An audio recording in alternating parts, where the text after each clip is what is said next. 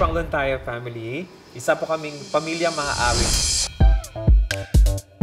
At lahat naman po kami magagaling. Iba-iba lang po yung genre po namin. Kami magkakapatid, di may iwasan nag-aaway kami minsan. Mga 1 month kami hindi nagbabate. Tapos pagka alam namin na may mga singing contest, nagaya sa amin.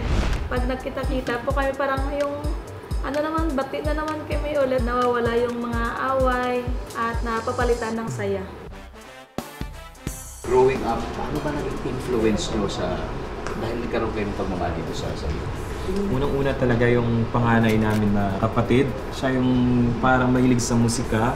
So kaming mga kapatid na maliliit, kung ano yung kanta niya, memorize din po namin lahat. Doon po sa Negros Occidental, ang amin po, ang hanap buhay talaga is pagsali sa mga singing contest, sa mga barangays. Kahit sobrang layo po yan, dinadayo po yan ng nanay namin, dala po kami nung maliit pa po kami. At saka, yun talaga yung nagtulong sa amin upang kami ay mapaaral sa hanggang college po. Free po kami lahat na dahil po sa pagkanta namin. Isa po sa mga hindi po namin makakalimutan talaga na experience na magkakapatid. Nung kami po ay sumali sa isang barangay na medyo malayo po sa amin. Mga mahigit 10. Ang sakay lang po namin ay isang tricycle po. So mayroon po sa taas, mayroon sa likod at mayroon sa harap, sa loob at sa gilid. Nung paakyat na po yung tricycle sa tulay, kami po ay nahulog. Ako po bilang isang kuya nila, sobrang hindi ko po maisip ko na yung gawin ko. Saan ako hingi ng tulong, unahin ko ba sila? Kasi po may tricycle, tapos si Remy po nadaganan po ng tricycle dito sa bandang uluhan.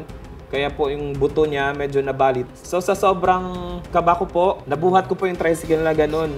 Tapos nakuha po namin si Remy, tapos sobrang bilis ng pangyayari na. So ang kapatid ko po na si Roger, sobrang gusto po talaga niyang tumuloy kahit po may mga gasgas din po siya. Sa sobrang determinado po siya na tumuloy sa contest. Kami naman po ay dinala na po sa hospital sa mga rescuer. Nagpatuloy po si Rod sa kanyang grand finals. At doon po, pinalad po siya, naging grand champion po siya, naging grand winner. Malala po sa lahat, yung napanalunan po niya ay binayadan din po namin sa hospital po. May time lang po siguro talaga na pagdadaanan namin yon para mas lalo pong maging matibay po kaming lahat.